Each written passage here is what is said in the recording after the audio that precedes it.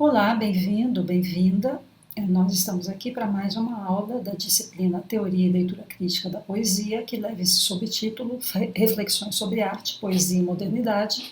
E como sempre eu gosto de começar lembrando o roteiro das discussões propostas nesta disciplina, no nosso programa de pós-graduação em Letras da Unesp, e eu gosto de situar a aula nesse roteiro.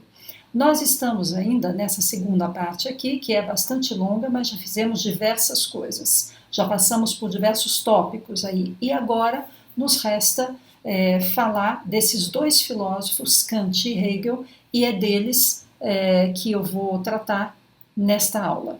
Bem, na verdade, esta aula ela será dividida em dois blocos. Então, nesse vídeo de hoje, eu vou falar de um dos filósofos, vou falar do Kant, e depois no bloco seguinte, que será divulgado num outro dia, eu vou falar do Hegel.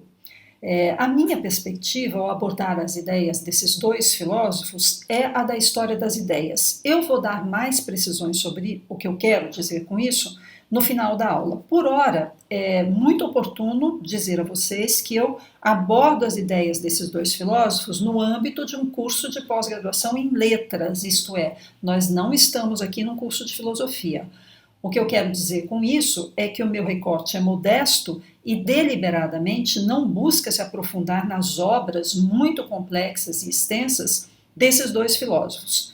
É um recorte bem delimitado e eu diria até sem pudores que ele é quase limitado, porque ele fica restrito mesmo a uma pequena parte dessas obras, principalmente àquilo que tem um interesse direto para os desdobramentos da arte e da literatura modernas. Eu vou começar, como eu disse, então, com o Kant, com a crítica da faculdade de julgar. É uma questão de cronologia mesmo, porque o Kant nasceu pouco mais de 4 décadas antes do Hegel. Nessa nossa perspectiva de um curso de letras, dado num programa de pós-graduação em letras, o que se destaca na obra do Kant é um livro publicado no final do século XVIII, conhecido como Terceira Crítica de Kant. Terceira, justamente porque faz parte de uma trilogia famosa, e cujos títulos contêm todos eles o vocábulo alemão Kritik, e eu vou evocar rapidamente esses volumes, porque é importante saber que as preocupações do Kant com a estética se situam num conjunto muito mais amplo. A trilogia começa com a Crítica da Razão Pura, que é considerada a principal obra de Kant, de fato é a sua obra mais estudada, mais comentada e influente, e a sua primeira edição data de 1781, mas esse livro teve uma edição revista por Kant em 1787. É uma obra que se enquadra no campo da filosofia do conhecimento e na qual Kant, sem rejeitar as conclusões da metafísica, critica suas incertezas e a fraqueza de seus argumentos. Como eu disse em outra aula, Kant é um filósofo iluminista e seu pensamento, produto de um século dominado pelo culto à ciência, é marcado pela interrogação sobre os limites da razão. Este é o problema central da Crítica da Razão Pura, livro que provocou uma verdadeira revolução copernicana no campo da filosofia. Vocês com certeza se lembram do grande feito do astrônomo polonês Nicolau Copérnico, que viveu entre o século XV e o século XVI. Copérnico negou o geocentrismo e defendeu a ideia, que depois foi comprovada, de que a Terra girava em torno do Sol e não o contrário, como se acreditava até então. Ele fundou assim o heliocentrismo. Essa revolução copernicana do Kant, é ele mesmo que compara o que ele faz na Crítica da Razão Pura, é ele mesmo que compara isso à revolução de Copérnico, a expressão é dele. Essa revolução consiste, na primeira crítica, em propor uma solução para um velho conflito da filosofia entre o inatismo e o empirismo. O primeiro, o inatismo, defende a ideia de que o conhecimento se inicia tendo como ponto de partida uma realidade que se encontra no interior do homem, o espírito, a alma humana, expressões que equivalem àquilo que Descartes, por exemplo, chamava de coisa pensante, Eu citei, aliás, Descartes numa aula anterior como representante do inatismo, justamente quando eu falei da oposição entre o pensamento do Descartes e o pensamento de John Locke e do Diderot, que defendiam o empirismo. Já para os empiristas, a realidade inicial é exterior ao homem, é o mundo ou a natureza, e para eles o conhecimento só pode advir da experiência que os homens têm das coisas externas e não de algo que seja interior, inato nos homens. A Revolução Copernicana de Kant consiste em dizer que o ponto de partida da filosofia não pode ser nenhuma dessas duas realidades, nem a interna nem a externa, mas sim deve ser o quê? O estudo da própria faculdade de conhecer, ou seja, o estudo da razão. Ao término de seu raciocínio e de suas críticas tanto ao inatismo quanto ao empirismo, Kant demonstra que os conteúdos da razão não são inatos, esse era o equívoco dos inatistas, e que tampouco a estrutura da razão é adquirida por experiências, esse era o equívoco dos empiristas. Ele propõe, então, uma síntese afirmando que a razão é uma estrutura vazia, inata e universal, ao passo que os conteúdos são empíricos e podem variar histórica e culturalmente. Depois disso vem a crítica da razão prática, que é de 1788, e é a continuidade da primeira crítica, mas que agora deixa de lado a análise da razão em seus usos especulativos para se consagrar a seu uso prático. Portanto, essa crítica diz respeito ao domínio da ação humana e não ao do conhecimento teórico. E por isso, essa segunda crítica terá uma influência muito forte no campo da ética e da filosofia moral. Por fim, vem o terceiro volume da trilogia, A Crítica da Faculdade de Julgar, de 1790, e que se enquadra no campo da estética. A trilogia contém, portanto, uma reflexão filosófica bastante ampla que recobre três campos: a teoria do conhecimento, a ética e a estética. É a sua última parte que interessa de mais perto quem estuda artes e literatura. A terceira crítica é, segundo muitos comentadores, a obra seminal da estética moderna e ainda hoje permanece como uma influência importante. Trata-se de uma obra de grande complexidade e que, segundo alguns estudiosos de Kant, tem como objetivo consolidar a racionalidade. Kant é um iluminista, eu repito. Consolidar a racionalidade por meio de um esforço para salvar a unidade da filosofia, evidenciando a articulação entre a razão teórica e a razão prática. Esta obra chega num momento, bem no finalzinho do século XVIII, a gente vê, né, em que já começa a se firmar um pensamento antirracionalista em reação, precisamente, ao racionalismo iluminista, e eu vou voltar a isso depois, quando eu falar do Hegel. Quando Kant publicou a terceira crítica, a estética, vocês sabem, já havia se firmado e já estava amplamente estabelecida a diferença entre o belo, o verdadeiro e o ético. Isso tinha sido um passo importante na filosofia e tinha levado também já à separação entre o juízo estético e o juízo moral, o juízo científico e o juízo metafísico. Já estava postulado que esses julgamentos são de natureza diversa, mas o Kant vai aprofundar essa percepção do juízo estético como um tipo de apreciação muito particular, muito diferente dos outros juízos ou julgamentos. Eu utilizo as palavras como sinônimas.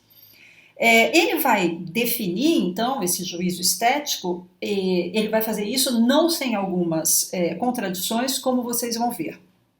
Vocês se lembram, numa aula anterior, eu já tinha falado do Hume, e já tinha dito que o Hume foi um dos primeiros filósofos a perceber que existe uma grande diversidade de julgamentos estéticos que variam de acordo com os indivíduos, com as épocas, com os lugares.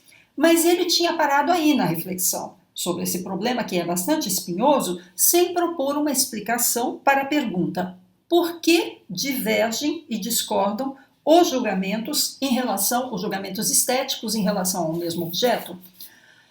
A obra do Kant, algumas décadas depois, deu uma explicação para as variações e as discordâncias de julgamento e, além disso, foi o texto fundamental para liquidar a tese da objetividade do belo, que era uma ideia clássica, e também para que se passasse à ideia de subjetividade na percepção do belo, algo que foi de suma importância e que para a arte e para a literatura e que preparou o terreno para o romantismo.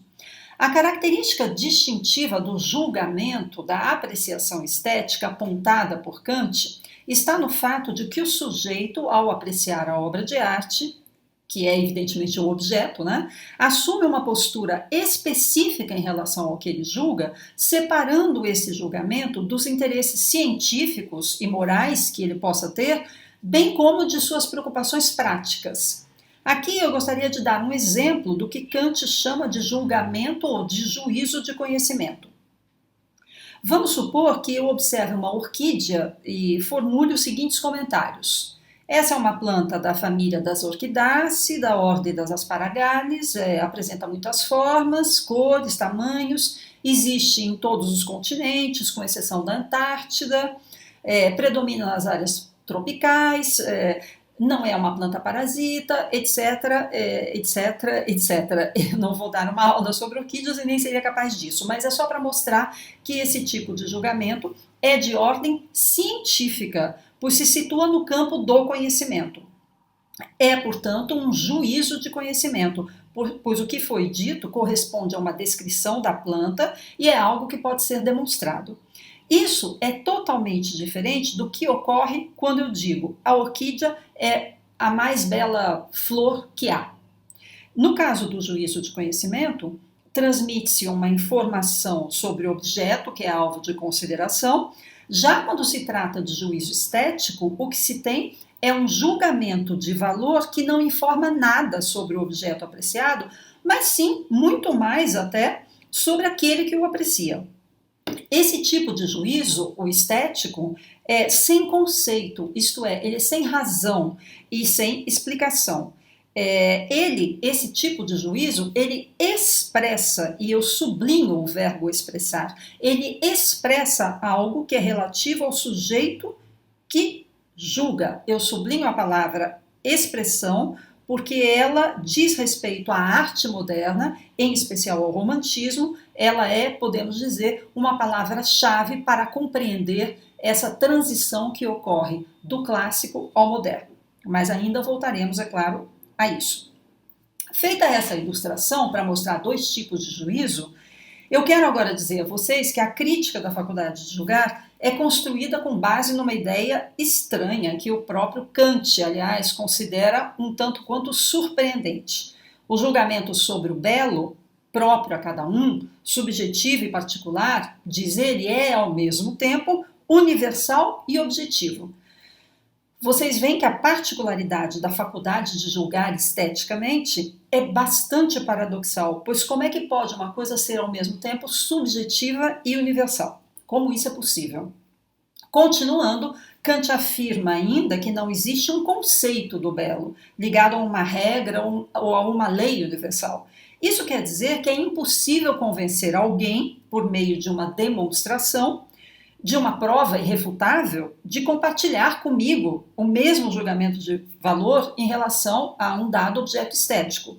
Eu não posso provar, como no juízo de conhecimento, que esse poema, essa escultura, aquele edifício são belos. Não existe nenhuma prova a priori capaz de impor o julgamento de gosto a alguém. E quando alguém contempla uma escultura e não gosta dela, não a acha bela, né, ninguém nem coisa alguma pode convencer essa pessoa do contrário, né, pode convencê-la de gostar e de achar belo certo objeto. Já que não existe um conceito do belo, então nós não estamos diante de uma lógica, mas sim estamos diante de uma estética. Mas é uma estética bastante específica, essa do Kant, é a estética do julgamento do gosto. Ela se opõe bastante às poéticas clássicas. Ela não é uma estética que tenha como objetivo definir o belo como queriam, pretendiam e faziam as poéticas clássicas. Admitindo-se, então, que o belo seja sem conceito e subjetivo, o que nos autoriza a pensar que ele possa, ao mesmo tempo, e apesar de tudo, pretender a universalidade? O julgamento sobre o belo não acrescentam nada ao conhecimento, nem à prática. Eles não têm sentido nenhum, nem do ponto de vista científico, nem do ponto de vista da moral ou da ética. Eles são desinteressados, e esta é uma noção kantiana muito importante na terceira crítica. Mesmo assim, esses julgamentos têm a pretensão de receber a adesão de todos. Isto é, o julgamento de gosto pressupõe a possibilidade de um acordo universal, segundo Kant. O Kant parte da hipótese de que todos os homens são dotados de um senso comum estético. Esse senso comum não é demonstrável, mas, por outro lado, nada prova que ele não exista. Esse senso comum seria uma espécie de norma ideal, e é desse modo que o Kant resolve o paradoxo entre subjetividade e universalidade, que embasa sua terceira crítica. Esta solução permite ao Kant resguardar-se de um total relativismo do belo, o que seria o oposto do dogmatismo clássico, e também lhe permite evitar a defesa de um completo subjetivismo na apreciação do belo, o que seria algo também completamente oposto ao subjetivismo clássico. Assim é, então, que o julgamento do gosto, subjetivo, particular, individual, pode ser considerado também como um julgamento universal, baseado no senso comum e não demonstrável empiricamente. Resumindo isso tudo, Kant postula a ideia de que o belo é algo que agrada, que é uma universalidade não conceitual e, ao mesmo tempo, diz ele, o julgamento de gosto sobre os objetos estéticos, além de totalmente desinteressado, esse julgamento é subjetivo e individual. Isso está sintetizado numa frase bastante curta, extraída da terceira crítica, que eu cito: o belo é aquilo que agrada universalmente sem conceito. É a partir da síntese contida na citação que eu acabo de fazer que o Immanuel Kant nos dá uma definição da beleza, uma definição do belo, uma definição que lhe serve em seguida para caracterizar o julgamento do gosto. Resta perguntar: se o belo é universal, por que então todos não concordam em relação a ele? A pista que se pode sugerir, e fica em aberto para responder a esta pergunta, que ficou e fica sem resposta, é a da educação do gosto. Talvez possa haver uma educação do gosto que leve todos a um mesmo julgamento de valor dos objetos estéticos, mas evidentemente essa ideia da educação do gosto é uma ideia muito elitista. Quanto à noção de julgamento estético baseado na contemplação desinteressada, é preciso dizer que está justamente aí o núcleo também da experiência estética segundo Kant e também o fundamento do julgamento da beleza. A partir dessa premissa do desinteresse, Kant conclui que apenas seres racionais podem ter uma experiência estética. Pode parecer um pouco surpreendente o comentário que eu vou fazer agora, mas é necessário se perguntar, por exemplo, que tipo de experiência poderia ter uma vaca, ao olhar para uma paisagem. As vacas param assim e ficam contemplando as paisagens. Seria a vaca movida pelo sentimento de beleza? O que haveria no comportamento mental de uma vaca que pudesse manifestar esse sentimento? Com toda certeza, a contemplação da vaca diante de uma paisagem é completamente desinteressada, porém de um modo totalmente diverso daquele desinteresse que sente um ser racional, para o qual, na verdade, o desinteresse é a mais apaixonada forma de interesse. Ponderando esse tipo de questionamento, é possível perceber o quanto o impulso estético está enraizado na natureza humana. Também se percebe que ele é parte integrante da complexa vida mental dos seres humanos e que, além disso, ele é algo também que nos distingue, nós humanos, dos animais. Com a crítica da razão do juízo ou do julgamento, fica, portanto, decididamente assentada a ideia de que a beleza é algo subjetivo e que ela depende de juízos de valor desinteressados, contrariamente, por exemplo, à apreciação de natureza moral, em que estão em jogo questões de ordem ética. A chamada terceira crítica kantiana foi determinante para que se passasse da tese da objetividade do belo, ideia que fundamentou durante séculos a noção de obra clássica, à ideia de subjetividade, que é uma ideia romântica e moderna, por oposição àquilo que é clássico. Como diz Antoine Compagnon, naquele livro intitulado O Demônio da Teoria, com o pensamento de Kant, afirma-se a ideia de que a estética não é uma ciência do belo, mas sim uma ciência, entre aspas, da apreciação estética. Como, aliás, sempre suspeitou a sabedoria popular, que expressa há muito tempo essa intuição em alguns provérbios, entre os quais este de língua inglesa, que é citado pelo Compagnon, que diz o seguinte: Beauty is in the eye of the beholder, que a gente pode traduzir por a beleza está nos olhos do espectador. Um outro provérbio semelhante, não idêntico, de língua portuguesa, também pode ser citado aqui.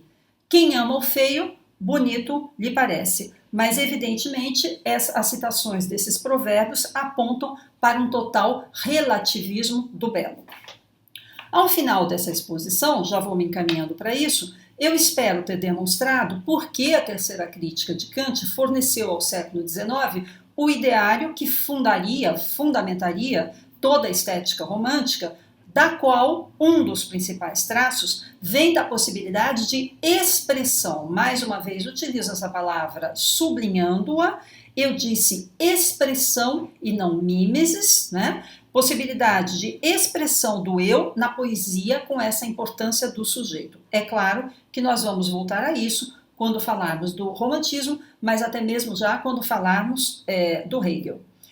Realmente, me encaminhando agora para o fim da exposição sobre os pontos centrais da terceira crítica, eu acho importante dizer mais uma vez que essa exposição foi feita com o intuito de apontar a estudantes de letras algumas ideias filosóficas importantes, neste caso as de Kant, isso com o intuito de compreender como foram se constituindo aos poucos as condições para o surgimento da arte e da literatura modernas. Em aulas anteriores, eu apontei outras condições que permitiram o surgimento da arte moderna, porém, fiz isso numa perspectiva muito diferente desta de hoje, quando eu falei, por exemplo, sobre o processo de ascensão da burguesia ao poder. A perspectiva era orientada, naquele momento, por considerações de ordem política, econômica e social, também fundamentais, para que ocorresse a transição da arte clássica à arte moderna. As ideias de Kant, sua filosofia, também são fruto daquele mesmo tempo histórico e se explicam igualmente pelo mesmo tipo de considerações, isto é, econômicas, políticas e sociais.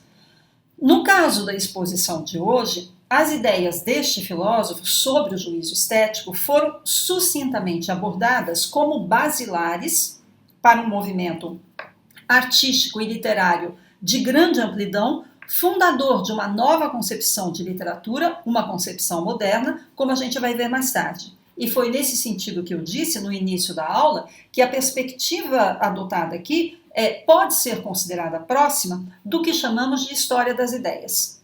Eu defino a história das ideias como um campo do conhecimento que trata da expressão, da preservação, da transformação das ideias humanas no decorrer do tempo. Isto é, como uma disciplina que engloba um amplo espectro de outras disciplinas histórico-socioculturais e que estuda a evolução teórica de doutrinas, de paradigmas, uma disciplina próxima também do que podemos chamar de história intelectual, algo bem diferente, por exemplo, do que se chama história dos conceitos, que esta, sim, é muito menos abrangente do que a história intelectual ou a história das ideias.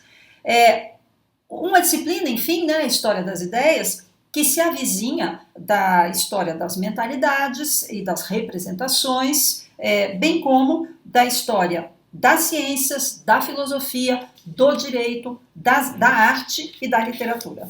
Esta perspectiva, que foi a minha aqui ao abordar as ideias do Kant, ela tem o interesse para um estudante de letras de levar à compreensão da complexidade que pode estar por trás dos fenômenos artísticos e literários. Como nascem a arte e a literatura modernas? Quais são as ideias que embasam essa coisa que se chama arte e literatura moderna? O que é modernidade artística e literária? De onde vem isso? Evidentemente, uma resposta única a essa pergunta é completamente impossível e inviável. De um lado, uma série de condições sociais, políticas e econômicas fornecem respostas incontornáveis. Por um outro lado, a história das ideias, no sentido em que eu acabo de defini-la, também ajuda a esclarecer os fenômenos artísticos. No caso desta aula, vimos como certas ideias filosóficas alimentaram novas ideias sobre arte e prepararam o terreno para uma nova concepção de literatura. Antes de eu terminar de fato, eu gostaria de mencionar rapidamente 2 pontos que ficaram de fora desta aula, não eram de fato objeto das reflexões propostas aqui. O primeiro ponto é que as ideias de Kant sobre o juízo de gosto tiveram também uma importância muito grande para um dos problemas mais espinhosos da teoria literária, que é o problema do valor da obra literária, né? Que, claro, está relacionado também a questões de julgamento, de juízo estético, e isso tem implicações grandes para a constituição do cânone literário e também para a história literária, né? Ou historiografia literária, o modo como ela é escrita, a história da literatura é escrita. O segundo ponto é que as ideias do Kant sobre o gosto foram objeto de uma vigorosa e interessante contestação feita no século XX por parte do sociólogo francês Pierre Bourdieu, no livro A Distinção, Crítica Social do Julgamento, cuja primeira edição, no original, né, data de 1979, e existe uma tradução brasileira. Nesse livro, o Bourdieu critica o ideal kantiano normativo. Kant era um filósofo idealista, lembrem-se disso, porque eu disse no momento anterior também, né? Ele critica, então, esse ideal normativo kantiano limitado ao prazer interessado da obra de arte. O Bourdieu, nesse livro, vai dar ao gosto um significado muito mais extenso, considerando uma disposição. Primeiro, ele ancora a noção de gosto na realidade social. E aí, então, ele considera que o gosto é algo, é uma disposição, né, inculcada de acordo com os meios sociais a que pertencem os indivíduos, ou seja, o Bourdieu explica o gosto apoiando-se sobre a performance social de diferentes grupos sociais. Bem, eram apenas referências, né, essas duas que eu acabei de dar, mas que me pareciam importantes, mesmo que não fossem, né, objetos da aula de hoje, que eu vou terminar então aqui no próximo bloco dessa mesma aula, que eu concebo a seguinte como uma continuidade. Nós vamos falar da estética ou filosofia da arte de Hegel e, como de costume, eu peço a vocês, como de costume no universo do YouTube, que vocês curtam a aula, caso tenham gostado dela, e que também, para aqueles que ainda não fizeram, se inscrevam no canal. Muito obrigada pela atenção de vocês e até muito breve.